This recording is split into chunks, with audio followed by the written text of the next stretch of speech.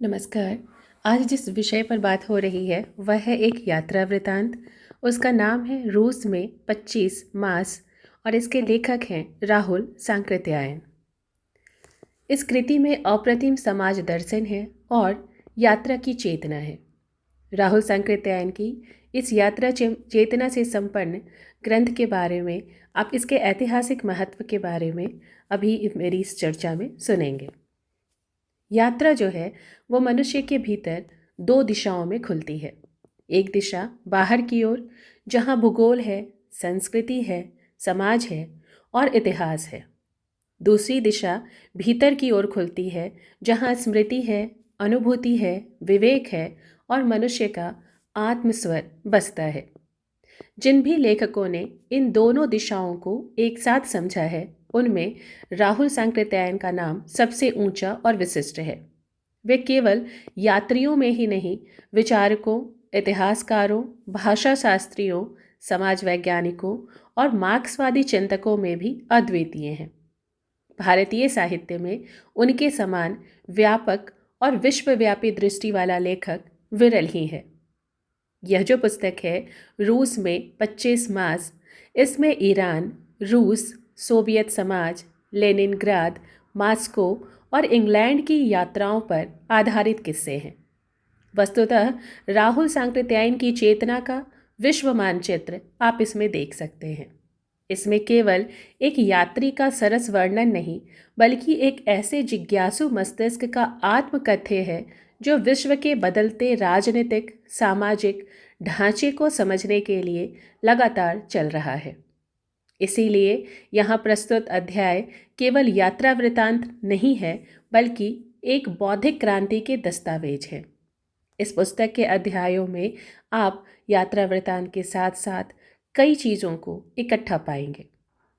राहुल सांकृत्यायन की यह रचना भारतीय पुनर्जागरण के एक ऐसे व्यक्ति का, एक ऐसे यात्री विचारक का इसमें प्रभाव है कि आप इस रचना को पढ़ते वक्त राहुल सांकृत्यायन के जीवन से भी, उनके विशाल यात्रा संग्रह से भी वाकिफ हो पाएंगे।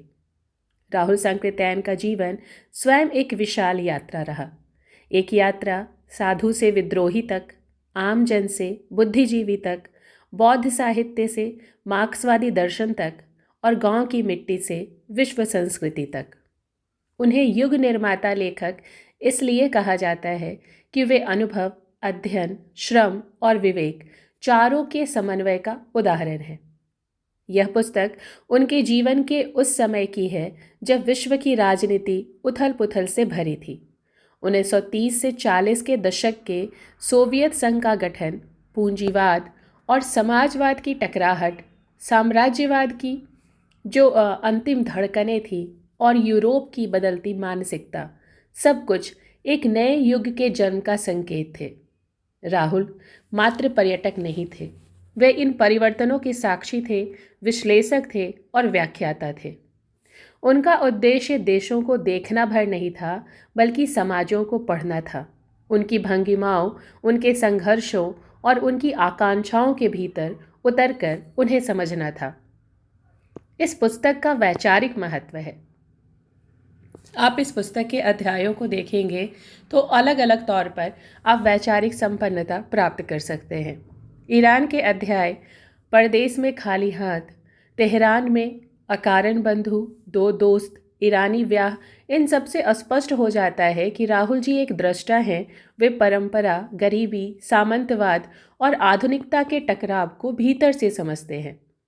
ईरान की यात्रा उनके लिए एशियाई समाजों की अंतर्वस्तु को पहचानने का आरंभ है। जब यात्रा उन्हें रूस में प्रवेश कराती है और वे लेनिनग्राद तथा मास्को के अध्याय लिखते हैं, तब स्वर बदल जाता है। यहाँ एक समाज अपनी नई सामाजिक व्यवस्था को गढ़ रहा है।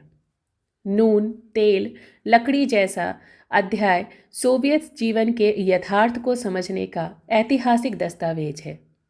प्रोफेसरी, सोवियत अस्पताल, प्रतीक्षा और निराशा, पुनः हेमकाल, अंतिम महीने, ये अध्याय सिर्फ वर्णन नहीं, ये मनुष्य और व्यवस्था के बीच के संबंधों को गहराई से देखना सिखाते हैं। राहुल जी की दृष्टि यहाँ अत्यंत महत्वपूर्ण हो जाती है। वे न तो सोवियत समाज की अंधभक्ति से प्रशंसा करते हैं, न पश्चिम के औपनिवेशिक ढांचे को मोहित भाव से देखते हैं। वे समाज की गति, उत्पादन प्रणाली, वर्ग चेतना और श्रम नैतिकता को निकट से देखते हैं। यही उनकी लेखनी का बौद्धिक सौंदर्य है।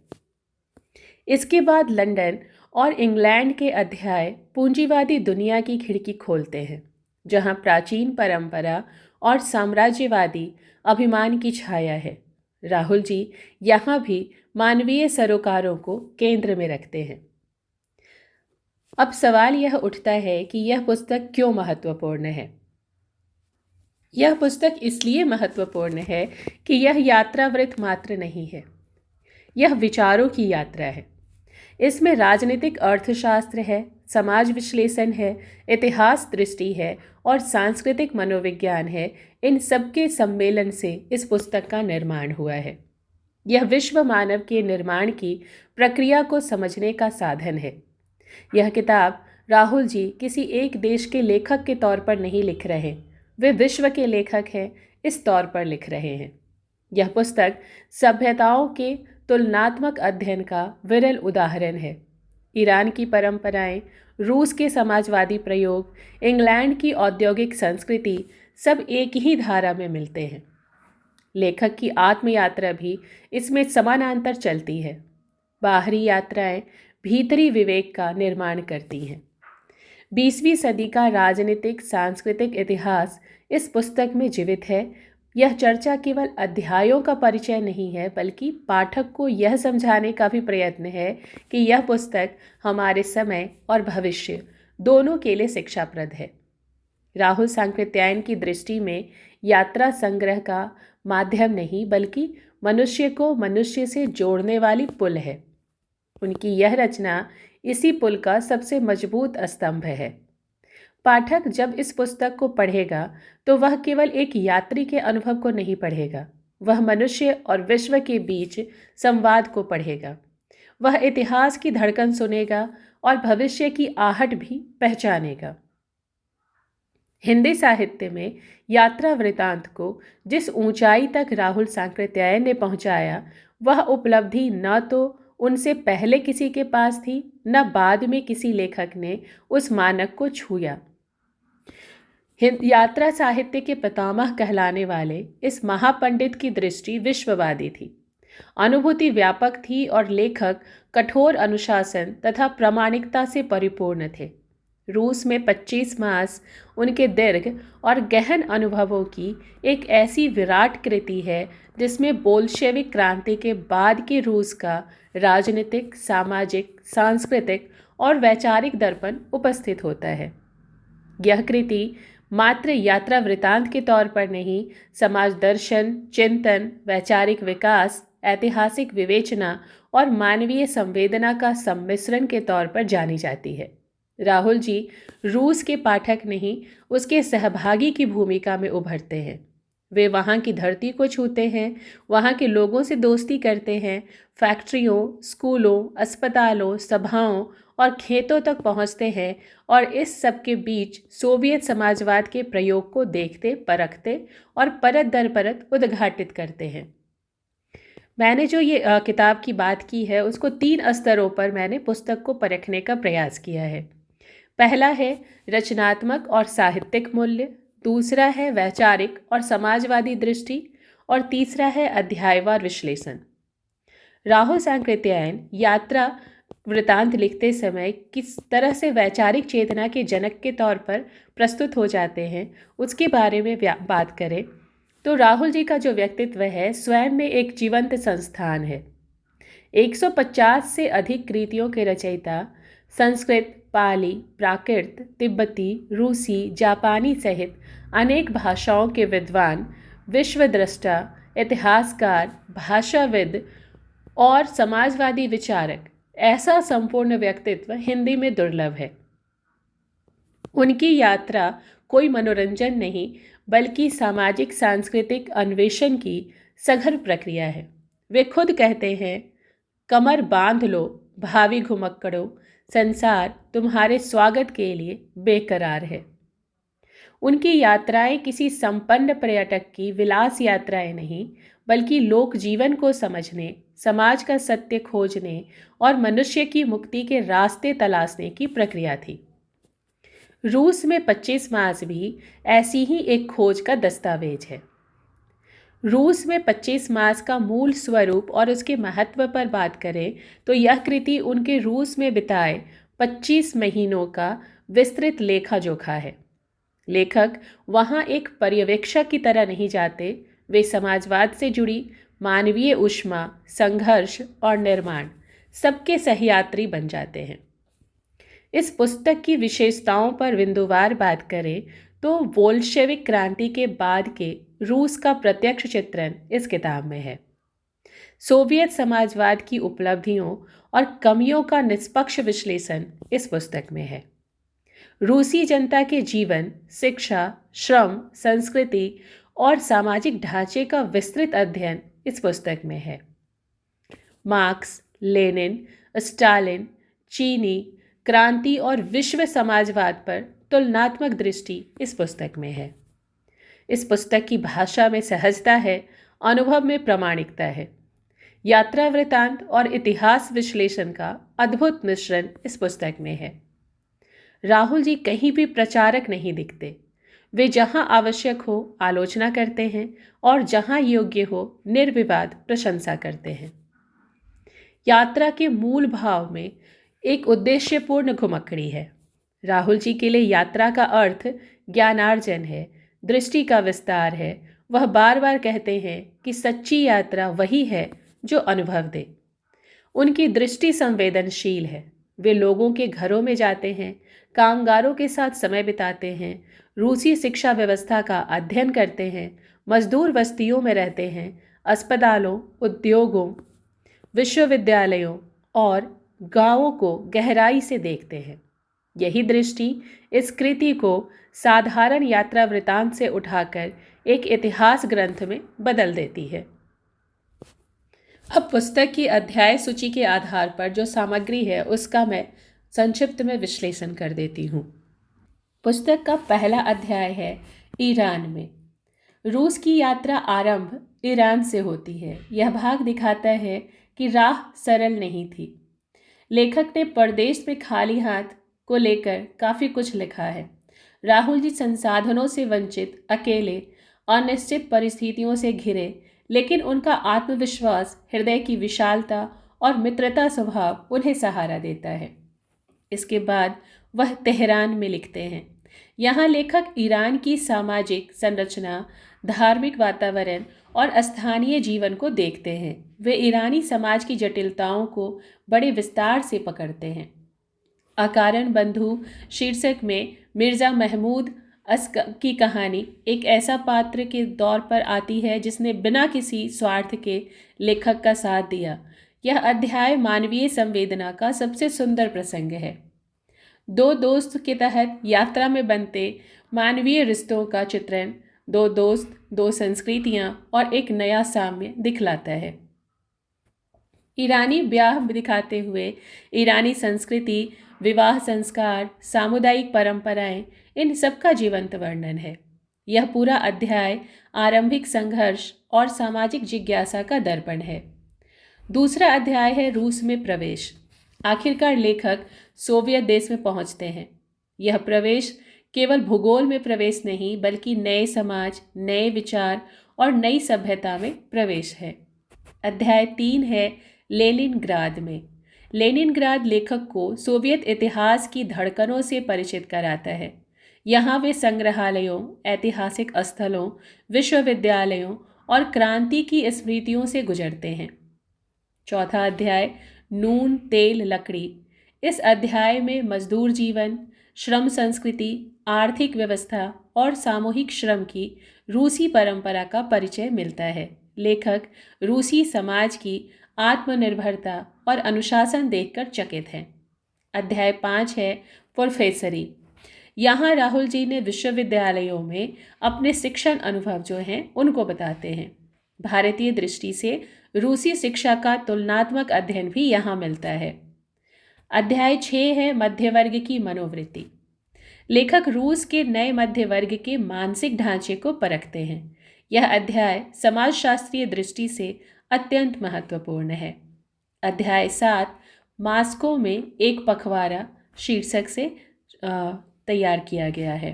राजधानी में बिताया यह समय लेखक को रूस की जीवन धड़कन, राजनीतिक वातावरण और सांस्कृतिक गतिविधियों से परिचित कराता है।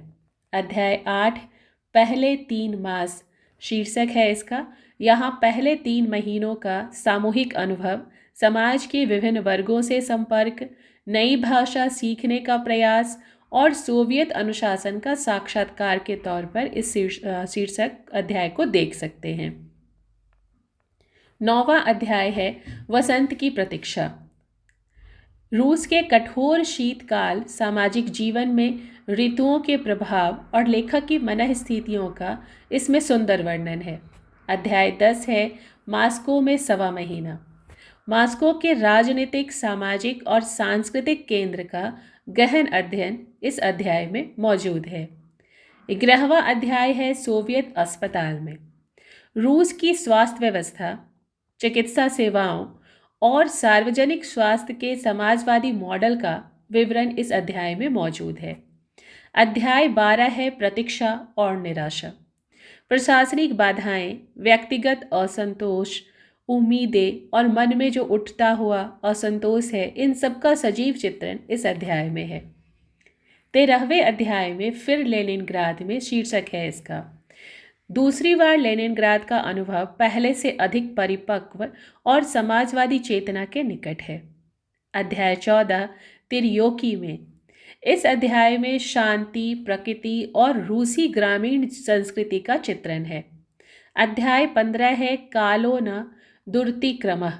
मनुष्य के निजी संकट, सामाजिक बाधाएं और समय की अनिवार्य गति, इन सबको जोड़ता यह दार्शनिक अध्याय है। अध्याय 16 है पुनः हेमकाल। कठोर शीत, परिश्रम और रूसी जीवन की चुनौतियों को दर्शाता यह अध्याय हमारे सामने है। अध्याय 17 है 1647 का आरंभ। नए वर्ष के साथ नए उत्साह, नई कठिनाइयाँ और लेखक की यात्रा का अंतिम चरण यहाँ मौजूद है। माफ़ कीजिएगा, 1947। तो नए वर्ष के साथ नए उत्साह, नई कठिनाइयाँ और लेखक की यात्रा का यह अंतिम चरण यहाँ मौजूद है। अध्याय 18 है अंतिम महीने। रूस से विदाई का समय है। यह एक भावनात्मक प्रसंग के तौर पर यहाँ है। लंदन के लिए प्रस्थान 19वां अध्याय है, जिसमें पश्चिमी जगत से सोवियत समाज की तुलना लेखक की दृष्टि यहाँ पर अधिक स्पष्ट हो जाती है। अध्याय 20 है इंग्लैंड में। इंग्लैंड की पूंजीवादी व्यवस्था और रूस के साम्यवादी ढांचे का महत्वपूर्ण तुलनात्मक अध्ययन इस अध्याय में है। अध्याय 21 है भारत के लिए प्रस्थान। अंत में लेखक अपनी स्मृतियों, अनुभवों और वैचारिक उपलब्धियों के साथ भारत लौटते हैं। इस पुस्तक का वैचारिक मूल्य अगर देखा जाए तो समाजवाद का मानवीय स्वरूप इस पुस्तक से स्पष्ट होता है। राहुल जी सोवियत प्रयोग को मानवता की आशा बताते हैं। वे लिखते हैं, समस्याओं का हल उसी रास्ते होगा जिस पर 1917 में रूस पड़ा। यह कथन उनका समाजवादी विश्वास ही नहीं बल्कि रूस की वास्तविक प्रगति का प्रत्यक्ष अवलोकन है। आलोचना और निष्पक्षता के बारे में अगर सोचें तो यहाँ पर राहुल जी कमियों को छुपाते नहीं हैं। जहाँ अव्यवस्था या अनुशासनहीनता दिखाई देती है, वहाँ स्पष्ट आलोचना करते हैं। यही इस पुस्तक को विश्वसनीय बनाता है। भारतीय संदर्भ में अगर बात करें तो लेखक बार बार प्रश्न करते हैं, क्या भारत समाजवाद से सीख सकता है? क्या भारतीय मध्य वर्ग अपनी सीमाओं को समझ सकता है? क्या हम श्रम संस्कृति को अपनाने को तैयार हैं? यह पुस्तक भारतीय समाज को एक दर्पण की तरह प्रस्तुत करती है। भाषा और शैली की यदि बात करें तो राहुल जी की भाषा सहज है, संप्रेषणीय है, व्यंग्य युक्त है, तथ्यपूर्ण है और अत्यंत जीवंत है। यात्रा वर्णन में एक तौर पर तो साहित्य है, पर इतिहास भी है, भावुकता है, पर तर्क भी है।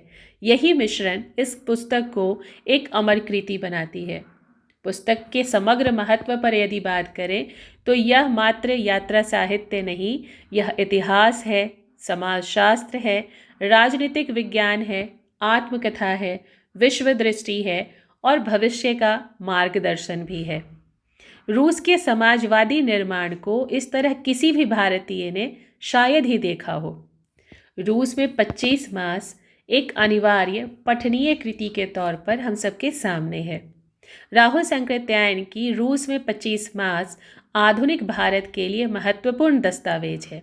यह पुस्तक हमें बताती है कि समाजवाद क्या है, कि मानवता का निर्माण कैसे होता है, कि श्रम और अनुशासन समाज के आधार कैसे बनते हैं और कि यात्रा केवल भौगोलिक नहीं वैचारिक भी होती है। राहुल जी की यह कृति भविष्य के पाठकों के लिए प्रेरणा है, संसार को देखने, परखने और समझने की दृष्टि प्रदान करने वाली यह किताब हिंदी यात्रा साहित्य का शिखर है। राहुल सांकृत्यायन की कृति रूस में 25 मास केवल यात्रा वृतांत भर नहीं, बल्कि 20वीं शताब्दी के बदलते राजनीतिक और सामाजिक परिदृश्य का ऐसा विश्लेषणात्मक दस्तावेज है जिसकी प्रासंगिकता आज भी अक्षुण्ण है। यह पुस्तक एक दूरदर्शी यात्री की दृष्टि से लिखी गई है, ऐसे यात्री की जो रास्तों से अधिक मनुष्य को, देशों से अधिक समाजों को और अनुभवों से अधिक विचारों को देखता है। राहुल जी की यात्रा चेतना अपने साथ इतिहास, अर्थशास्त्र, समाजशास्त्र, दर्शन और मनुष्य के श्रम के प्रति गहरी सहानुभूति को लेकर चलती है। इसलिए यह रचना एक सामान्य पर्यटक वृतांत के दायरे से बहुत आगे बढ़कर समाज यथार्थ का मूल्यांकन बन जाती है। ईरान से सोवियत रूस तक और वहां से इंग्लैंड की ओर बढ़ती यह यात्रा मानव सभ्यताओं के विकास, उनकी चुनौतियों और उनकी आशाओं की एक अनूठी व्याख्या है।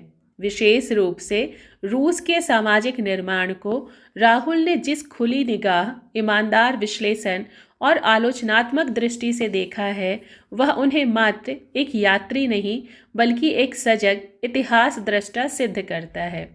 सोवियत संघ की पंचवर्षीय योजनाएं, श्रमिक समाज का उभार, शिक्षा, स्वास्थ्य की नीति, वर्ग संघर्ष का नया स्वरूप, इन सभी को उन्होंने उस समय देखा जब विश्व पूंजीवाद और समाजवाद के निर्णायक मोड़ पर खड़ा था।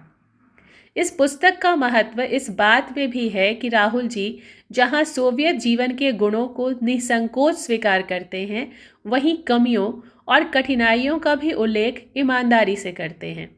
इसी संतुलन ने रूस में 25 मास को हिंदी साहित्य का एक विश्वसनीय और दुर्लभ यात्रा दस्तावेज बना दिया है। यह पुस्तक हमें 3 स्तरों पर समृद्ध करती है। पहला है यात्रा के अनुभव, जिसके तहत हम भूगोल, संस्कृति, समाज और जीवन की विविधताओं से रूबरू होते हैं। दूसरा है विचार की दृष्टि, समाजवाद, श्रम नीति, वर्ग चेतना और राजनीतिक परिवर्तनों से हम वाकिफ होते हैं। तीसरा है लेखक का आत्म परिवर्तन, राहुल जी का जिज्ञासु मन जो हर अनुभव को ज्ञान में रूपांतरित करता है, उससे हम रूबरू होते हैं। आज जब दुनिया फिर से विचारों, समाजों और राजनीतिक संघर्षों से, संरचनाओं से गुजर रही है, तब रूस में 25 मास हमें यह समझने में मदद करता है कि परिवर्तन का इतिहास केवल सत्ता परिवर्तन नहीं, बल्कि मनुष्य के सपनों, संघर्षों और श्रम की कहानी है। राहुल सांकृत्यायन की यह पुस्तक, यह कृति हमें यह संदेश देती है कि एक सचेत यात्री ही सचेत नागरिक बनता है और एक सचेत नागरिक ही इतिहास के बदलते पन्नों को समझ सकता है। इसी कारण रूस में 25 मास न केवल उनके यात्रा साहित्य का शिखर है, बल्कि हिंदी भाषा में लिखा गया विश्व का एक महत्वपूर्ण सामाजिक राजनीतिक दर्पण भी है। धन्यवाद।